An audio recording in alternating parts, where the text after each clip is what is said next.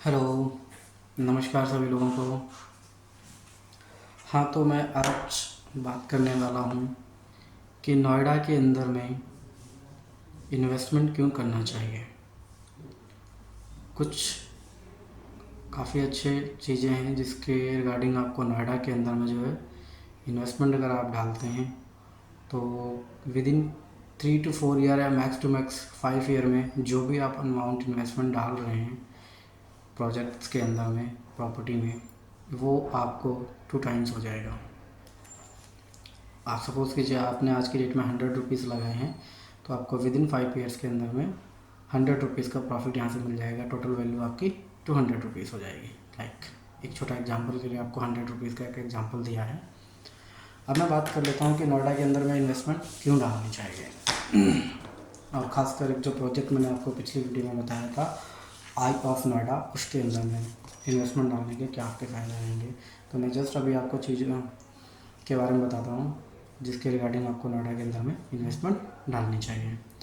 तो first of all चीज़ आ जाती है कि नोएडा का जो इंफ्रास्ट्रक्चर है वो एक बहुत ही शानदार इंफ्रास्ट्रक्चर है नोएडा के अंदर में। क्योंकि कहीं किसी भी देश को, किसी भी कंट्री को, किसी भी स्टेट को या सिटी को डेवलप करने के लिए या चलाने के लिए 4 से 5 चीज़ें बहुत इम्पोर्टेंट होती हैं जो कि नोएडा के अंदर में आ जाती हैं। पहली चीज़ है कि उस सिटी का, उस कंट्री का, उस स्टेट का, उस डिस्ट्रिक्ट का जो है इंफ्रास्ट्रक्चर अच्छा होना चाहिए। तो आपको नोएडा के अंदर में इंफ्रास्ट्रक्चर जो है बहुत ही शानदार मिलता है। पहली चीज़ हो गई आपकी।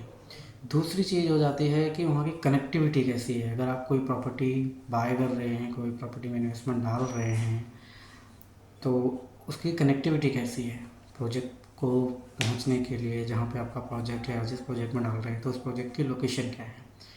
तो कनेक्टिविटी बहुत अच्छी है नोएडा के अंदर में।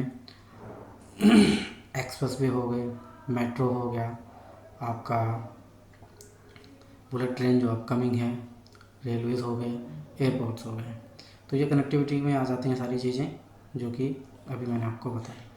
तीसरी चीज़ आ जाती है कि उस सिटी के अंदर में आज के डेट में जो ये डिजिटल वर्ल्ड है इसके अकॉर्डिंग आईटी सेक्टर का होना बहुत ज़रूरी है। क्योंकि आईटी सेक्टर से बहुत सारी चीज़ें होती हैं आज के डेट में। तो यहाँ पे नोएडा के अंदर में आईटी सेक्टर बहुत अच्छे हैं और आईटी सेक्टर्स के बीच में कनेक्टिविटी बहुत अच्छी है। अगर कोई 2 सेक्टर या 3 सेक्टर्स हैं अलग अलग नोएडा के अंदर में आईटी के, तो उनको लिंक रोड के द्वारा कनेक्ट भी किया गया है। तो यहाँ पे आईटी सेक्टर्स आपको मिल जाता है। चौथी जो सबसे मेन चीज़ आ जाती है वो आ जाती है एजुकेशनल हब। तो जो नोएडा है एक बहुत ही बड़ा एजुकेशनल हब है जिसके अंदर में आपको स्टार्टिंग से लेकर के, मतलब नर्सरी से लेकर के आपके बीटेक, एमटेक, आईआईटी सारी चीज़ें आपको यहाँ पे मिल जाती हैं।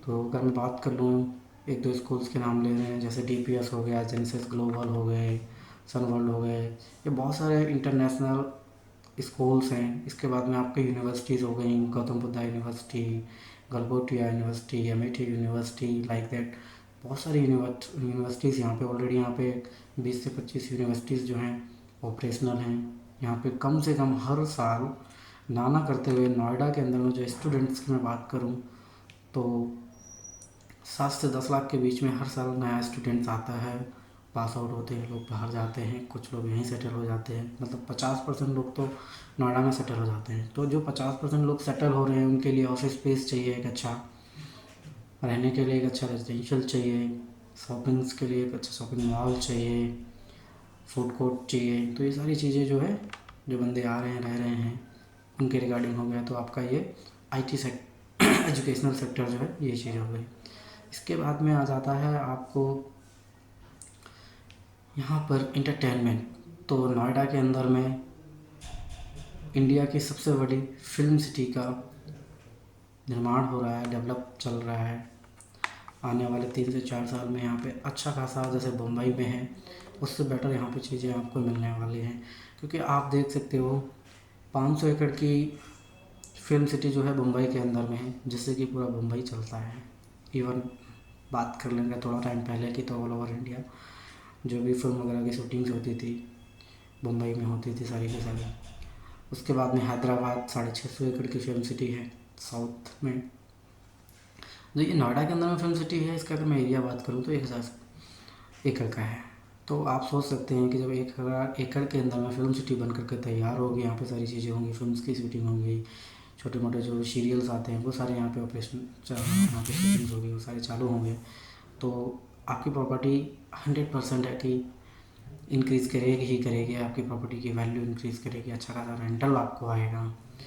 पांचवी चीज़ यहाँ पे फार्मूला 1 रेसिंग ट्रैक है, जो कि किसी भी कंट्री के अंदर में एक होता है। नाइट सफारी यहाँ पे है, एक कंट्री के अंदर में एक ही होती है।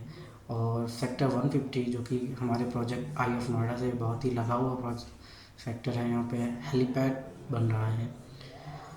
तो ये सारी चीज़ें हैं जिसके रिगार्डिंग आपको नोएडा के अंदर में जो है इन्वेस्टमेंट डालना चाहिए। और आज के डेट में जो भी बंदा, जो भी पर्सन इन्वेस्टर हो या एंड यूजर यहाँ पे प्रॉपर्टी के अंदर में इन्वेस्टमेंट डालता है, पैसे लगाता है, वो definitely with in 4 to 5 year अपने अमाउंट को मल्टीप्लाई कर लेगा 2 टाइम्स, कम से कम 2 टाइम्स। तो उसको 100% जो है अप्रिशिएशन मिलेगा ही मिलेगा, प्रॉफिट मिलेगा ही मिलेगा। और अगर आज की डेट में बात कर लूँ, जो ये अपना बताया था मैंने आई ऑफ नोएडा, इस प्रोजेक्ट के लगे हुए पूरे आईटी सेक्टर्स हैं, इंडस्ट्रीज़ हैं नॉन पॉल्यूटेड वाली। और हमारे प्रोजेक्ट जो इॉन है उससे लगा हुआ बहुत ही अच्छे रेजिडेंशियल सेक्टर, 137 रेजिडेंशियल सेक्टर हो गया आपका, 142 हो गया, 143 हो गए, 144 हो गए, जिसके अंदर में अगर मैं बात करूँ तो बहुत ही अच्छे हाई जेंट्री रहती है, बहुत ही अच्छी क्लास रहती है, यहाँ पे लोग रहते हैं। तो अभी क्या है, आज की डेट में अगर कोई भी बंदा यहाँ से किसी को एक फाइन डाइनिंग या ब्रांडेड कोई भी चीज़ की शॉपिंग करनी है, तो वो सीधा यहाँ से 15 किलोमीटर दूर नोएडा सेक्टर 18 DLF जाता है, या GIP के अंदर में शॉपिंग्स के लिए जाते हैं, फाइन डाइनिंग के लिए जाते हैं। तो जब ये प्रोजेक्ट जो मैं बात कर रहा हूँ इॉन की, ये प्रोजेक्ट बन के रेडी हो जाएगा, अभी इसका टावर ए जो है पोजीशन पे आ रहा है, ऑलमोस्ट 6 से 8 महीने के अंदर में आपको टावर ए के अंदर में पोजीशन मिल जाएगा।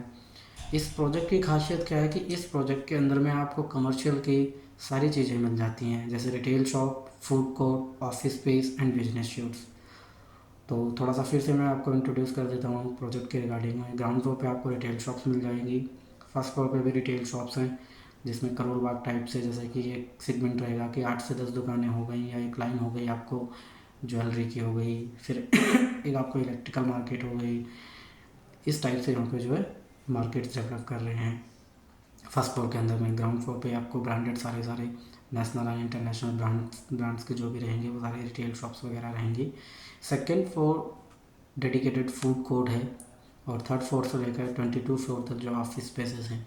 दूसरी सबसे बड़ी चीज़ बात करूँ तो ये जो प्रोजेक्ट है इसके अंदर में से 30 to 35% पे ही कंस्ट्रक्शन किया गया है। और ऑफिस बात करूँ तो जो इसका फ्लोर प्लेट है वो 32,000 स्क्वायर फीट का फ्लोर प्लेट है, जिसके अंदर में पूरे दिल्ली NCR के अंदर में सबसे ज़्यादा हाई स्पीड लिफ्ट दी हुई हैं। 22 लिफ्ट्स हैं एक टावर के अंदर में। तो आप भी सोचेंगे कि आपका ऑफिस, अगर आप कहीं ऑफिस बाय कर रहे हैं तो किस लोकेशन पे या किस प्रोजेक्ट के अंदर में ऑफिस होना चाहिए, जहाँ पे आपका क्लाइंट, आपने किसी भी चीज़ का ऑफिस अपना ओपन कर रखा है। सपोज़ कर लीजिए रियल इस्टेट का है, डॉक्टर का है, या एडवोकेट है, या कोई भी अदर कंसल्टेंट है, CA लाइक वगैरह, इस टाइप से कोई भी अपना ऑफिस अपने ओपन कर रखा है, IT वगैरह के हैं। तो अगर आपका कोई भी क्लाइंट आ रहा है आपसे मिलने के लिए, मीट करने के लिए, तो अगर क्लाइंट को लिफ्ट में ही, मतलब आपके ऑफिस पहुंचने में ही 15 मिनट 20 मिनट का टाइम लग रहा है, तो क्लाइंट क्या होगा, एक बार तो हार्डली आ जाएगा, दोबारा जल्दी से नहीं आएगा, क्योंकि लिफ्ट में वेटिंग टाइम बहुत ज़्यादा होगा। तो इस प्रोजेक्ट के अंदर में आपको खासियत क्या है कि 22 जो हाई स्पीड लिफ्ट्स हैं उसमें से 10 लिफ्ट्स डेडिकेटेड की गई हैं ओनली फॉर ऑफिस स्पेस के लिए, और सारी की सारी हाई स्पीड लिफ्ट्स हैं, काफ़ी बड़ी लिफ्ट्स हैं।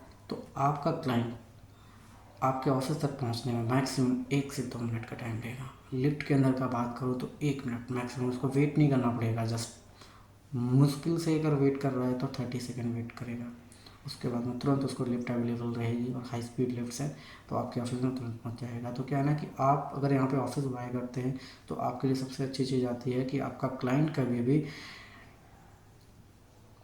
ख़राब नहीं होगा, क्योंकि क्लाइंट, हर बंदा चाहता है टाइम उसका बचे, क्योंकि टाइम आज की डेट में money time is equals to money, हमेशा से यही रहा है कि टाइम से ही पैसा कमाता है बंदा। आप किसी को टाइम देते हो, किसी का टाइम लेते हो तभी तो पैसा कमाते हो। चीज़ अच्छी देते हो वो अलग की बात है, बट टाइम की वैल्यू है। तो आप क्लाइंट का टाइम सेव हो रहा है, आपका टाइम सेव हो रहा है। तो इसके अंदर में आप ऑफिस स्पेस बाय कर सकते हो सेल्फ यूज़ के regarding investment point of view से, बिकॉज इस प्रोजेक्ट के अंदर में 4 टावर आ जाते हैं। तो फेज़ वाइज इसका कंस्ट्रक्शन हो रहा है, कंस्ट्रक्शन क्वालिटी काफ़ी अच्छी है। और आज के डेट में जो टावर ए है वो नियर टू पोजीशन पे आ चुका है, तो एंड यूजर्स के लिए बहुत अच्छा ऑप्शन है। टावर ए के अंदर में इन्वेंट्रीज कुछ मिल जाती हैं, उसमें वो अपना सेल्फ यूज़ पर्पज़ से बाय कर सकते हैं उस चीज़ को। और यहाँ पे प्रोजेक्ट के अंदर में जो है लोन की भी फैसिलिटी दी गई है, 70 to 80% आपको लोन मिल जाता है। तो एक अच्छी चीज़ है, आप इसमें प्रॉपर्टी के अंदर में बाय कर सकते हैं इस प्रोजेक्ट के अंदर में, एओन के अंदर में। बाकी मैं डिस्क्रिप्शन में जो है कॉन्टैक्ट नंबर शेयर कर दूंगा, आप उस पर कॉल करके जानकारी ले सकते हैं। किसी भी प्रकार की आपको जानकारी चाहिए या कुछ भी रिलेटेड कोई भी आपका क्वेश्चन है, आप उस पर कॉल करके अपने क्वेश्चन को रिजॉल्व कर सकते हैं। Thank you so much.